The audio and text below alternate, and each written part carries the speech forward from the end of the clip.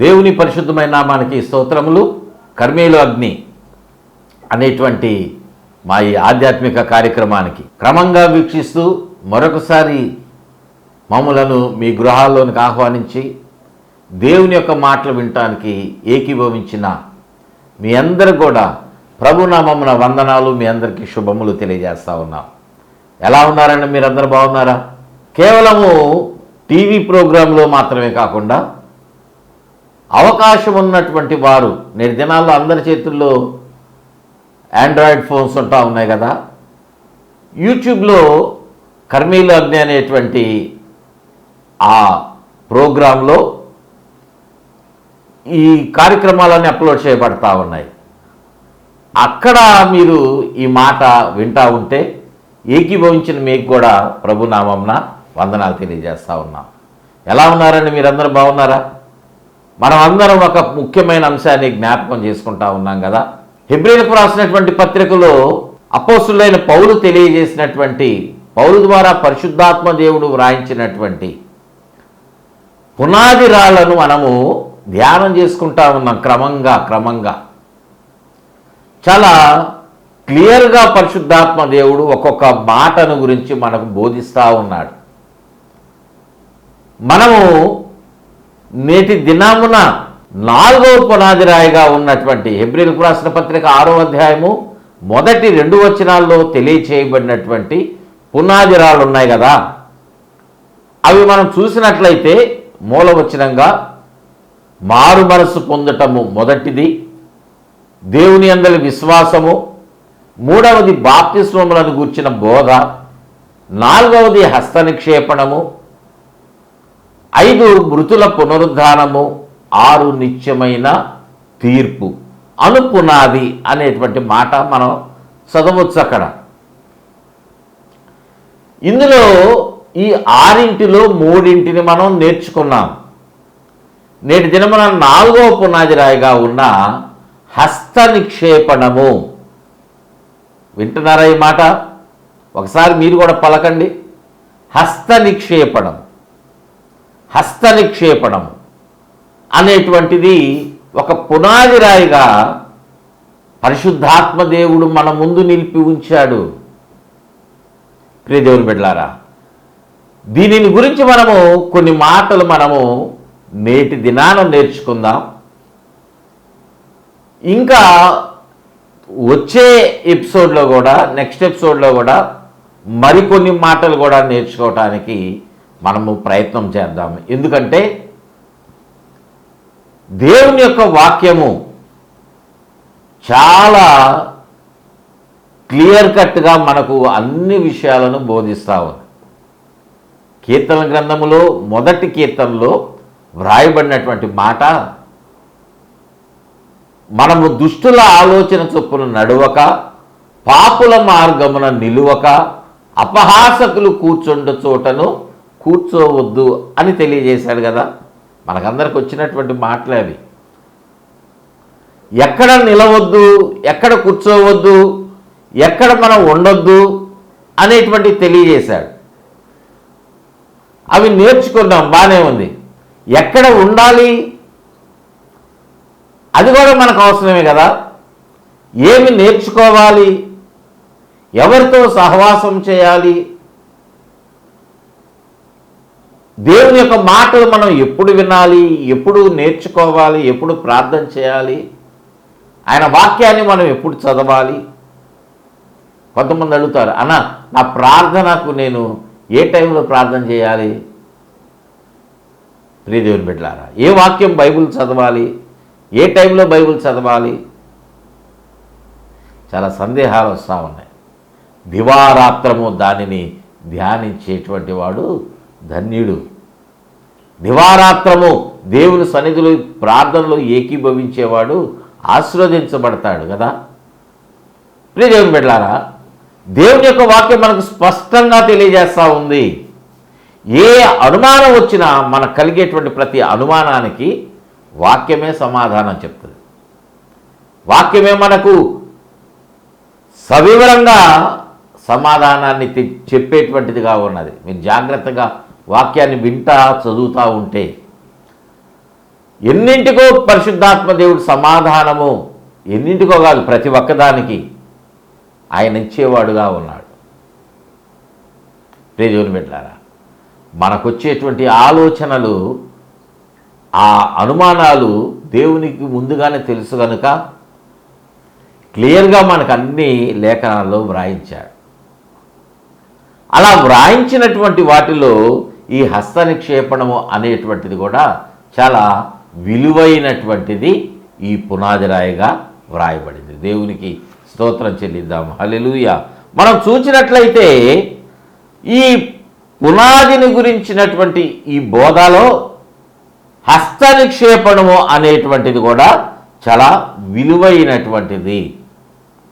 బాప్తిస్మం గురించినటువంటి బోధలో ఆ బాప్తిస్మములు అనేటువంటి ఆ మాటను చాలా వివరంగా పరిశుద్ధాత్మ దేవుడు మనకు తెలియజేశాడు.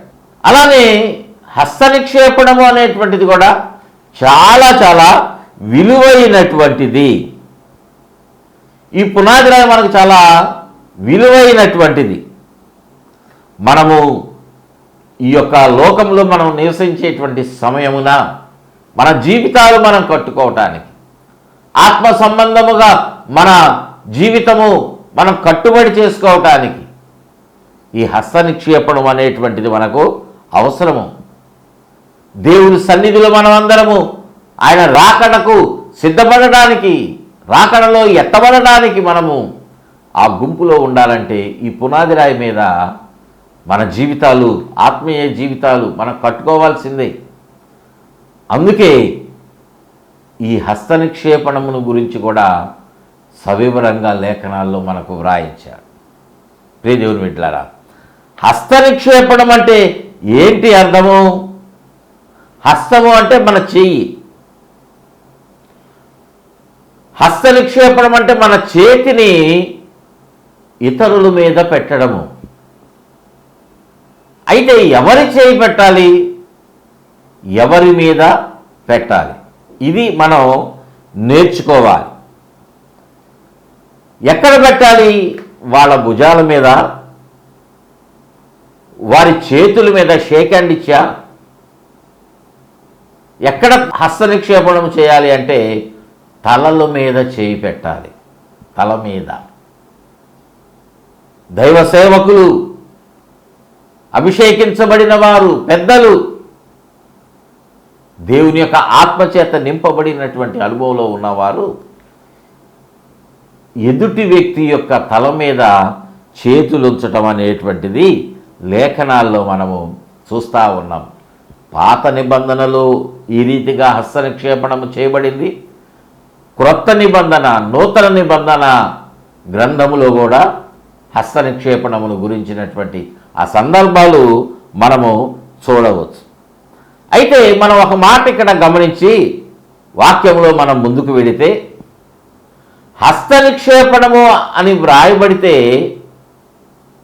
ఆ పదాన్ని మనము ఆలోచన చేస్తే అన్ని రకాలుగా, చాలా రకాలుగా హస్త నిక్షేపణము అనేటువంటిది పాత నిబంధనలో చేయడం జరిగింది, నూతన నిబంధనలో కూడా చేయడం జరిగింది.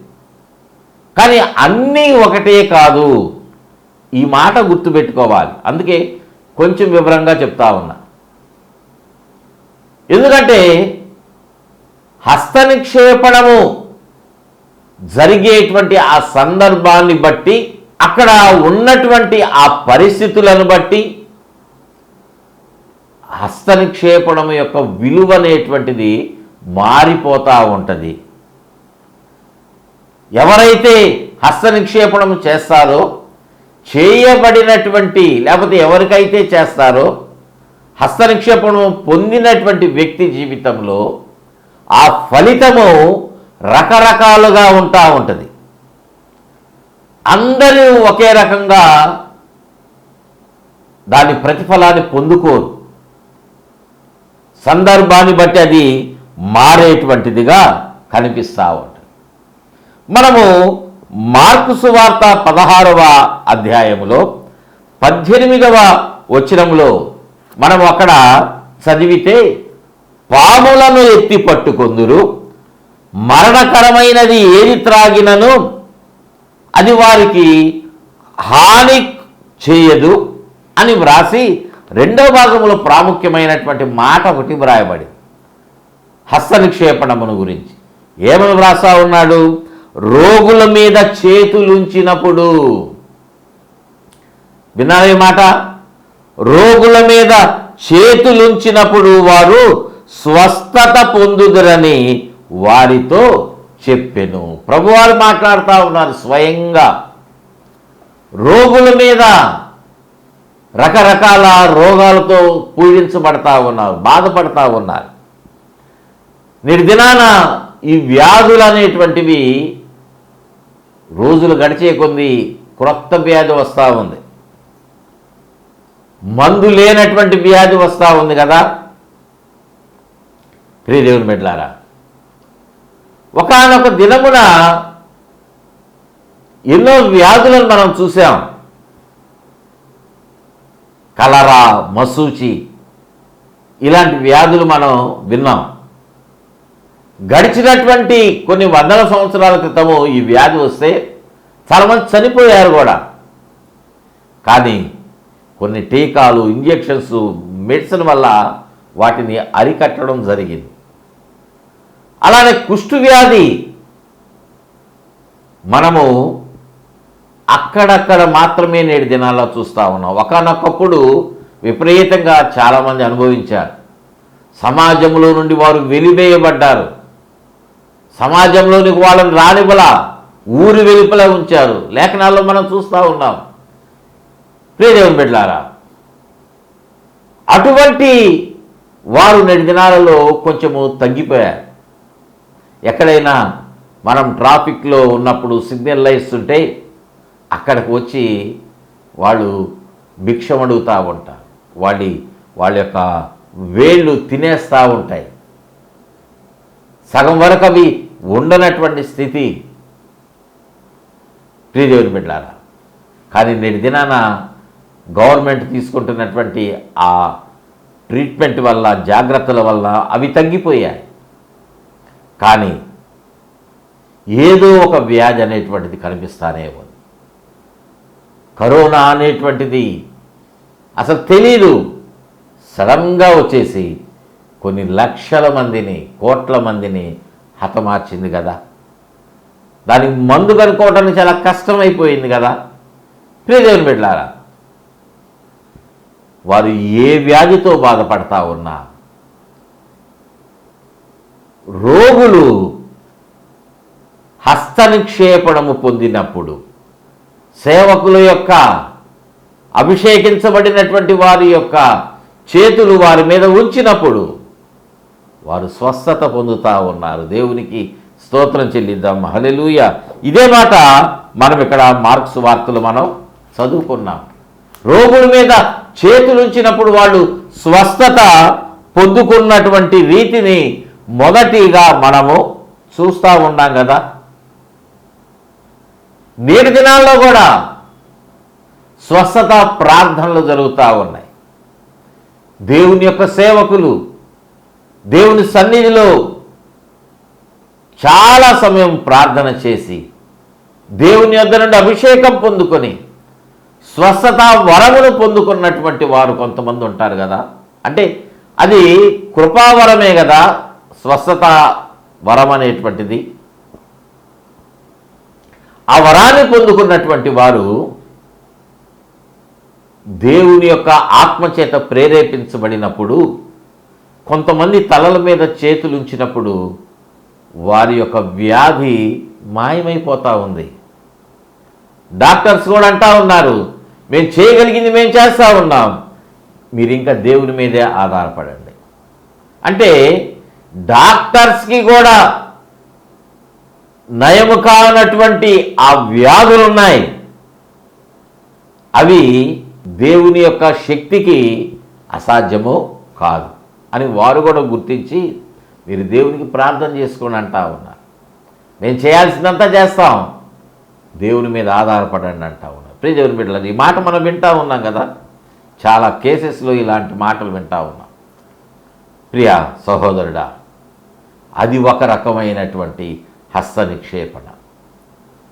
హస్త నిక్షేపణ అంటే అక్కడ తల మీద చేతులు ఉంచినప్పుడు వారు ఆ యొక్క కార్యమును, ఆ స్వస్థతను వాళ్ళు పొందుకోవటం అనేటువంటిది ఒక రకమైనటువంటి విడుదలగా మనం చూస్తూ ఉన్నాము. రెండవదిగా మనం చూచినప్పుడు కృపావరములు వచ్చేటువంటివిగా ఉన్నాయి. కృపావరము ఎవరైతే, ఏ దైవ సేవకుడైతే అభిషేకించబడినటువంటి అనుభవంలో ఉన్నారో వారు ప్రార్థన చేసి సంఘములో సంఘస్థుల యొక్క తలల మీద చేతులుంచి ప్రార్థన చేసినప్పుడు దేవుని యొక్క ఆత్మచేత వారు నింపబడేటువంటి వారుగా ఉంటా ఉన్నారు. దేవుని యొక్క అభిషేకమును ఇతరులకు పంచేటువంటి వారుగా ఉన్నారు. ఆ సేవకుడు ఏ అభిషేకమునైతే పొందుకున్నాడో అభిషేకాన్ని వాళ్ళ మీదకు రిలీజ్ చేసేటువంటి వాళ్ళుగా ఉన్నారు. ఇది జరుగుతూ ఉంది. చాలామంది నమ్మట్లా, చాలా సంఘాలు వీటిని తెలియచేయటంలా. కానీ నేటి దినాన మనం సంఘాల్లో చూస్తే అభిషేకం అనేటువంటిది ప్రవహిస్తూ ఉంది. దావాళనంలాగా అది వ్యాప్తి చెందుతూ ఉంది. ఒక గడ్డివాము మండితే అగ్నికి అది మండుతూ ఉంటే గాలికి ప్రక్కన ఉన్నటువంటి వాము కూడా, ప్రక్కన ఉన్నటువంటి పూరీలు కూడా ఎలాగా తగలబడి వ్యాపిస్తూ ఉన్నాయో మంటలు, నేటి దినాన ఈ అభిషేకం అనేటువంటి అగ్ని అట్టి రీతిగా బయలుదేరి అనేకులను మండించేటువంటిదిగా ఉన్నది. దేవునికి స్తోత్రం చెల్లిద్దాం. హల్లెలూయా, హల్లెలూయా. ప్రజ్వలింపజేసుకోవాలి. దేవుడు మనకిచ్చేటువంటి ఆ యొక్క కృపా వరములను పౌలు అంటున్నాడు తిమోతికి వ్రాస్తూ. చూడండి, తిమోతికి వ్రాసినటువంటి 2వ పత్రిక 1వ అధ్యాయము 6వ వచనములో, ఆ హేతువు చేత నా హస్త నిక్షేపణము వలన నీకు కలిగిన దేవుని కృపావరము ప్రజ్వలింపచేయవలెనని నీకు జ్ఞాపకము చేయుచున్నాను. ఈ మాట పౌలు రాస్తా ఉన్నాడు తిమోతికి. నా హస్త నిక్షేపణము అంటే పౌలు దేవుని యొక్క ఆత్మచేత నింపబడినటువంటి వాడుగా ఉన్నాడు. దేవుని యొక్క కృపావరముల చేత నింపబడి అభిషేకించబడిన వాడుగా ఉన్నాడు. అనేకుల మీద చేతులుంచినప్పుడు వారు విడుదల పొందినటువంటి వారుగా ఉన్నారు. స్వస్థత కార్యాలు జరిగాయి వాళ్ళ జీవితాల్లో. కానీ తిమోతితో అంటున్నటువంటి మాట, నీవు దేవుని కృపావరాన్ని పొందుకున్నావు కదా, ఆ కృపావరము అలానే అది నిలిచిపోకూడదు, ఆగిపోవద్దు. ఆ స్థితిలో నీవు ఉండకుండా ఉండాలంటే నా హస్త నిక్షేపణము, నేను నీ తల మీద చేయి ఉంచితే ఏమవుతుంది తెలుసా? అది ప్రజ్వలింప చేయబడుతుంది. దేవునికి మహిమ కలుగునుగాక. హల్లెలూయా. ప్రియమైన బిడ్డలారా, ఈ మాట మనం ఒకసారి ఆలోచన చేస్తే, మన జీవితాలకు అన్వయించుకుంటే, ఈ మాట వింటున్నటువంటి మీలో చాలామంది అభిషేకాన్ని పొందుకున్నటువంటి వారుగా ఉన్నారు. చాలా మంచిది, దేవుడు మిమ్మల్ని దీవించునుగాక. కానీ మనం పొందుకున్నటువంటి ఈ పరిశుద్ధాత్మ అనేటువంటి వరము, ఈ పరిశుద్ధాత్మ బాప్తిస్మము, మనము అనుదినము అందులో మనము ప్రయాణం చేయగలుగుతూ ఉన్నామా? అంటే ప్రయాణం చేయటం అంటే ఏంటి? మనం వెళ్తూ ఉన్నాం. వెళ్ళడం అంటే దాని అర్థం ఎందుకు అలా మాట్లాడాను అంటే, భాషలతో మనము అభిషేకించబడి మాట్లాడిన అనుభవంలో ఉన్నాం. ప్రతిదినం మనం ప్రార్థనలో ఈ అనుభవంలో ఉండగలుగుతున్నామా? ఆలోచన చేయండి. ప్రతిదినము ఈ అనుభవంలో మనం ఉంటా ఉన్నామా? అంటే ప్రార్థన చేస్తూ ఉన్నాం. మనం చేసేటువంటి ప్రార్థన, భోజనం చేసేటప్పుడు, ప్రభు ఆహారం దీవించినైనా మీకు ఇచ్చినందుకు వందనాలు, మాకు శక్తిని బలాన్ని ఆరోగ్యం దయచేయి, ఆమేన్ అంటున్నాం. 1 నిమిషం 2 నిమిషాలు. బయటికి వెళ్ళేటప్పుడు చేసే ప్రార్థన, మా క్షేమాన్ని ప్రయాణంలో తోడుగా ఉండండి. అలా చేస్తాం. మనం పడుకునేటువంటి సమయంలో ఒక ప్రార్థన, ఉదయం లేచినప్పుడు ఒక ప్రార్థన, ఇలాగా ఆ సమయాన్ని మనము రకరకాలుగా కేటాయించి మనము ప్రార్థనలో ఏకీభవిస్తున్నాం, మంచిదే. కానీ మనము ఏకాంత ప్రార్థన చేసుకునే సమయం ఒకటి ఉంటుంది కదా, దేవుని సన్నిధిలో మనము బలపడడానికి చేసుకునేటువంటి ఆ ప్రార్థనలో మనము కొంత ఎక్కువ సమయము గడిపేటువంటి సమయమున ఏ వరమునైతే పొందుకున్నామో, జాగ్రత్తగా వినండి ప్రియ దేవుని బిడ్డలారా, ఏ విధముగా అభిషేకం పొందుకున్నటువంటి అనుభవంలో ఉన్నామో, పరిశుద్ధాత్మతో నింపబడిన ఆ కృపావరమును నువ్వు పొందుకున్నావు, చాలా మంచిది. ఆ వరమును నువ్వు ప్రజ్వలింప చేసుకుంటా ఉన్నావా లేదా? ఒక ప్రశ్న. నువ్వు దేవుని సన్నిధిలో ఏకీభవించినప్పుడు భాషలతో రెగ్యులర్గా ప్రతిదినం మాట్లాడుతూ ఉన్నావా? అది మనకు అవసరం. మనము అలాగ మాట్లాడకపోతే, భాషలతో మాట్లాడకపోతే, దేవుని సన్నిధిలో దేవుని నామాన్ని స్తుతించకపోతే, భాషలతో అన్య భాషల వరము మనం పొందుకున్న క్రమంగా అందులో నుండి మనము వైదొలిగిపోయేటువంటి పరిస్థితి ఒకటి వస్తుంది. జాగ్రత్త. ప్రియ దేవుని బిడ్డలారా, జాగ్రత్తగా ఈ మాట గుర్తుపెట్టుకోండి. మనము ప్రతి దినము ఒక చెట్టును పెంచి దానికి నీళ్లు పోస్తేనే అది చిన్న విత్తనము మొక్క అవుతుంది, చెట్టు అవుతుంది, వృక్షం అవుతుంది, మహావృక్షంగా మారిపోతుంది. ఫలాలు మనకు కనిపిస్తాయి. అలాగా కనకబడకపోతే మనము దాని అర్థం ఏంటంటే దానిని మనం పెంచటం లేదేమో. అనుదినము నీళ్ళు ఎలా పోస్తున్నామో, ఆ నీటి ద్వారా అది ఎలా బ్రతుకుతుందో, మన జీవితాల్లో కూడా ఆత్మీయముగా పరిశుద్ధాత్మ దేవుని యొక్క అభిషేకాన్ని మనము పొందుకోకపోతే మనం అభిషేకంలో బలహీనమైపోతూ ఉంటాం. ఆ స్థితిలో మనం ఉంటే ఇక్కడ జ్ఞాపకం చేస్తా ఉంది దేవుని యొక్క వాక్యం. దేవుని యొక్క సేవకుల యొక్క హస్త నిక్షేపణం వలన మనము మనలో ఉన్నటువంటి ఆ కృపావరమును ప్రజ్వలింప చేసుకుంటాం. దేవునికి స్తోత్రం చెల్లిద్దాం. హల్లెలూయా. నీలో ఉన్నటువంటి ఆ వరము ఆరిపోతున్నటువంటిదిగా ఉన్నదేమో. ఒకప్పుడు బాగా మండింది, ప్రార్థనలో ఏకీభవించగానే ఎంతగానో అభిషేకం వచ్చింది, భాషలతో విస్తారంగా మాట్లాడాం. కానీ ఇప్పుడు ఒక పావుగంట మాట్లాడితే కష్టమైపోతూ ఉంది. ఒక 5 నిమిషాలు మాట్లాడలేకపోతున్నామంటే దాని అర్థం ఏంటి? పరిశుద్ధాత్మ దేవుడు నీ సన్నిధిలో నుండి, లేకపోతే ఆయన అభిషేకం నీ మీద నుండి తొలగిపోతుందేమో. జాగ్రత్త ప్రియ దేవుని బిడ్డలారా, దానిని కాపాడుకోవాలి. అందుకే దైవ సేవకులు ఆరాధనలు వారు ఏం చేస్తారంటే హస్త నిక్షేపణ చేసినప్పుడు వారందరూ ప్రజ్వలింప చేయబడతారు. దేవునికి మహిమ కలుగునుగాక. హల్లెలూయా. ఇది 2వ రకమైనటువంటి హస్త నిక్షేపణం.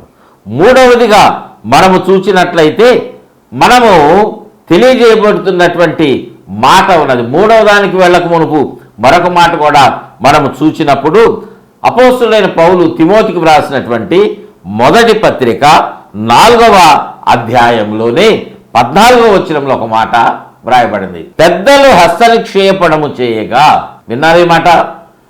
దైవ సేవకులు మాత్రమే కాదు, సంఘమునకు మూల స్తంభములుగా ఏర్పాటు చేయబడినటువంటి వారు పెద్దలు. ఆ పెద్దలను గురించి ఎవరు డబ్బులు ఉన్నటువంటి వారు అనేటువంటిది ఆలోచన చేయొద్దు. ఎవరిని పెద్దలుగా ఎంపిక చేసుకోవాలి అనేటువంటిది కాదు. అపోస్తుల కార్యముల గ్రంథములో వ్రాయబడినటువంటి మాట ప్రకారముగా పెద్దలను ఏర్పాటు చేసుకోవాలంటే కొన్ని ప్రత్యేకమైనటువంటి లక్షణాలు వారు కలిగి ఉండాలి. మనం అవకాశం ఉంటే వచ్చే ఎపిసోడ్లో వాటిని గురించి మనం నేర్చుకుందాం. పెద్దలు హస్త నిక్షేపణ చేయగా ప్రవచన మూలమున నీకు అనుగ్రహింపబడి నీలో ఉన్న వరమును అలక్ష్యము చేయకుము. వింటున్నారా ఈ మాట? హస్త నిక్షేపణము మనకు చేయబడటం వల్ల మనకి ఎంత లాభమో ఎంత ఆశీర్వాదమో ఇక్కడ తెలియజేయబడతా ఉంది.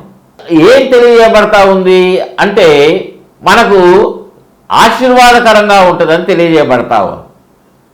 ఆ మాటలు జ్ఞాపకం చేసుకోవడానికి ముందుగా మనము నిర్లక్ష్యంగా ఉంటా ఉన్నాం.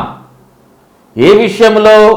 మనం పొందుకున్నటువంటి ఆ వరమును గూర్చినటువంటి విషయంలో నిర్లక్ష్య వైఖరిని మనం కనుబరుస్తూ ఉన్నాం. అందుకే అది మనకు దూరం అయిపోతూ ఉంది. అందుకే పౌలు తిమోతికి జ్ఞాపకం చేస్తున్నటువంటి మాట, నీవు అలక్ష్యము చేయవద్దు. ఆ కృపావరమును నీవు ప్రజ్వలింపజేసుకో. ప్రియదేవుని బిడ్డలారా, ప్రజ్వలింపచేసుకో. నువ్వు ఎలాంటి స్థితిలో ఉన్నావు? ఒకానొక సమయమున అభిషేకం పొందుకున్నావు, ఆశీర్వదించబడ్డావు, భాషలతో మాట్లాడావు. కానీ నువ్వు ప్రార్థనలో ఏకీభవించినప్పుడు మరలా ఎక్కువ సమయం ప్రార్థనలో ఏకీభవిస్తే, పరిశుద్ధాత్మ సన్నిధిలో భాషలతో మాట్లాడుతూ ఉంటే నీవు దేవునితో మాట్లాడుతూ ఉన్నావు అనేటువంటి సత్యము నీ జీవితంలో అది నెరవేర్చబడుతుంది. దేవునికి స్తోత్రం చెల్లిద్దాం. హల్లెలూయా, హల్లెలూయా. ప్రియదేవుని బిడ్డలారా, ఈ యొక్క హస్త నిక్షేపణములో ఇది రెండవ భాగంగా ఉంది. హస్త నిక్షేపణము చేయబడటంలో ఇది ముఖ్యమైనటువంటిదిగా ఉన్నది. నీవు భాషలతో మాట్లాడుతున్నావా? ఆ క్రియను నిరంతరము కొనసాగింపచేయండి. దేవుని సన్నిధిలో ప్రార్థనలో నీవు కూర్చోగానే గబగబా నీ విన్నపాలు దేవునికి తెలియజేయటం ప్రక్కన పెట్టండి. దేవుని నామాన్ని స్తుతించండి. దేవుని సన్నిధిలో ఆయనను ఘనపరచండి. ఆయన గొప్పతనాన్ని, ఆయన ఈ జీవితంలో నీకు ఇచ్చినటువంటి ఆశీర్వాదాలు, నీకు ఇచ్చినటువంటి ఆరోగ్యమును, వీటన్నిటిని బట్టి దేవానికి స్తోత్రములు, ఆయన స్తోత్రమని నువ్వు స్తుతులు చెల్లించండి. దేవుడు నిన్ను అభిషేకిస్తాడు. దేవునికి మహిమ కలుగునుగాక. దేవునికి స్తోత్రం చెల్లిద్దాం. హల్లెలూయా, హల్లెలూయా.